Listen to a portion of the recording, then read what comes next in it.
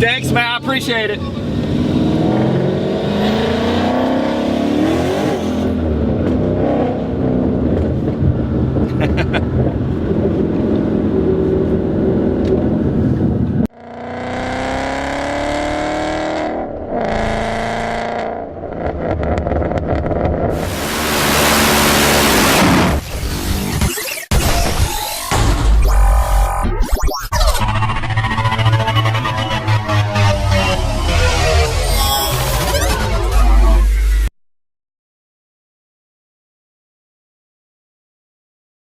All right, let's do a quick rundown. So, MGW or Barton? Honestly, both of them, both shifters are awesome. I think in any, on any transmission, huge upgrade over any stock shifter generally. Barton actually makes the shifter for the Boss 302. It's basically the same shifter that I had. With the I don't know if it has a two-post, but it's the same shifter. They just charge you like an extra 100 something bucks, like $480 or whatever the fuck it is. Both are great. MGW got their start making firearm like optics and sighting, CNC machined parts for the armed forces, for the military. So if you know anything about the military and optics, or optics in general for firearms, your shit's got to be obviously on point, perfect, and it translates into their shifters. This right here, the MGW, which is what I have on my T56, it's amazing. I would say that if I had to pick, and this is stupid because I'm comparing the MGW shifter that I have on my T56 versus the Barton that I had on my MT82, and it's probably not fair, but I still say the Barton, I mean the MGW is my favorite, but it's close. I love the Barton. I loved how notchy it is, and the throws were even shorter with the Barton. Great shifter. I just feel like the MGW, it's just the preciseness of it, the way it feels. It's so crisp. It's amazing. I might get a wood here if I keep talking about it. But you know, the Barton being on the MT82 with all that linkage and stuff, you know, it's a little bit at a disadvantage. So, but for what it is, the Barton is up there. It's really good. You can't go wrong with either. So yeah, and the MGW, shit, it was like 200 bucks. So $194. But again, also because it's just a direct mount, goes right, bolts right on the tail section of the transmission here. The other cool thing about the MGW is it's all adjustable. You can kind of raise the height of the shifter, move it around. It's simple and it's super clean, the design of it, and you can just feel it. It's the quality is definitely second to none. They probably make, I'd say they probably make the best shifters for muscle cars anyway, maybe just the best shifters period. It's something else. I love this thing. I love it. All right, I'm gonna try and road through the gears here.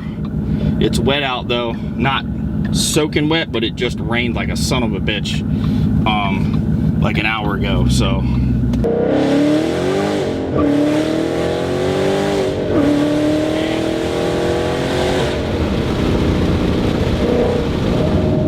God damn, this thing's fast. It's fucking crazy. I mean, it's never fast enough, but it gets you, and I was short shifting it a little bit, actually a lot. I think I was shifting around just over 6,000, just with it being wet out. I mean, I was spinning, I have the traction control off, so I was roasting the tires enough as it was. So it's really amazing how a shifter can make such a big difference in your driving enjoyment, dare I say.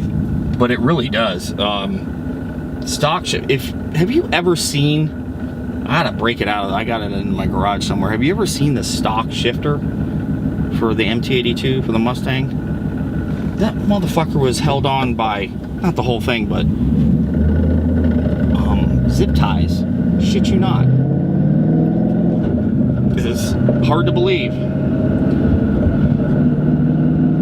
Even stock, the MT82 is a nice shifting transmission. Shift great. It just, it's a little spongy, the lockout, all that. Made it a little less desirable.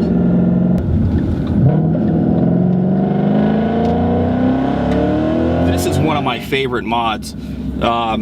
This really changed how I felt about the transmission. We had a bad relationship before, but no, it just, the T56, the Tremec's an awesome transmission, direct mount, but the stock shifter that the Tremec comes with, it fucking sucks. The throws were really long, and a lot of that probably has to do with the fact that I was used to my Barton on the MT82. This thing right here, and this is an awesome shifter. Really, you can't go wrong with either shifter, but you see the difference between the MT82 transmission. This is what you need to get it to shift. You have all this linkage, but the Barton shifter, this thing is awesome. No complaints whatsoever. And I also had the two-post bracket. You can see there. No playing around with that thing, and that really helped a lot. A lot of people, I realize it's the clutch that prevents the lockout with the MT82, but I still had some issues with lockout even after I put the McLeod RST in, but that was only at like 7,000 and up RPMs on my shifts. But the shifter with the two-post bracket, I installed that after the clutch, and also the white line insert in the MT82. All those things, I never had lockout after all three: the clutch, the Barton with the two-post, and the white line insert. But anyway, really, this isn't obviously not an apples to apples comparison, but I love both shifters. I know MGW makes the hybrid, which is supposedly awesome. I'm sure it is after using the one that I have on here. The thing about Barton is the throws are even shorter than the MGW. I think that the Barton, it's like 40% reduction, or 42%, something like that, and the MGW is like 30%, but that's not a huge difference. The Barton is super notchy, and I actually like that. I thought it was awesome. I like the way it sounded. But if you put a gun to my head, I have to say the MGW, it just feels, it feels like it's a little higher quality.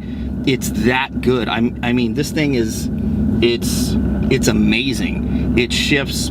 It's flawless. It's so tight. I mean, the shifter, it doesn't even move. It's super tight. It actually made me fall in love with this transmission again. It's awesome. It's good shit. Hands down, one of my favorite mods, the MGW Shifter. The Barton, a close second. Very close second. The Barton is really, really good. Really good.